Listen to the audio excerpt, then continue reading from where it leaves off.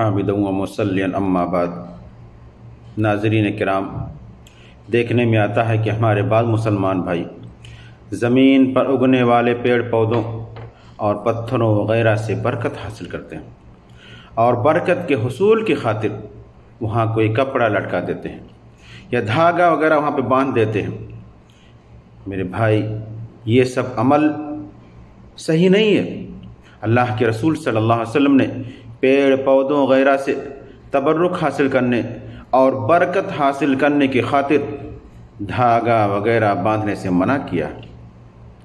حضرت ابو واقد اللیثی رضی اللہ عنہ روایت کرتے ہیں کہ اللہ کے رسول صلی اللہ علیہ وسلم جب غزوہ حنین کے لیے نکلے تو آپ کا گزر مشرکوں کے ایک درخت کے پاس سے ہوا جس کو ذات انوات کہا جاتا تھا، جس پر مشرکین اپنے ہتھیار وغیرہ لٹکاتے تھے۔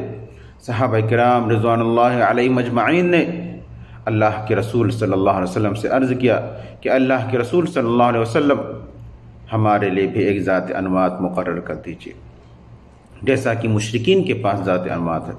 اللہ کے رسول صلی اللہ علیہ وسلم نے جواب دیا، سبحان اللہ، یہ تو ویسی ہی بات ہوئی جیسا کہ موسیٰ علیہ السلام کی قوم نے کہا تھا کہ ہمارے لیے بھی ایک معبود بنا دے جیسا کہ ان لوگوں کے لیے معبود ہے۔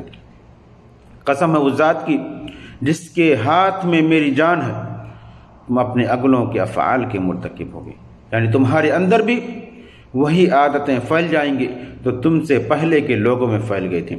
اللہ رب العزت سے دعا ہے کہ اللہ تعالی ہمیں دین اسلام کی صحیح تعلیمات پر چلنے کی توفیق عطا فرمائے، آمین۔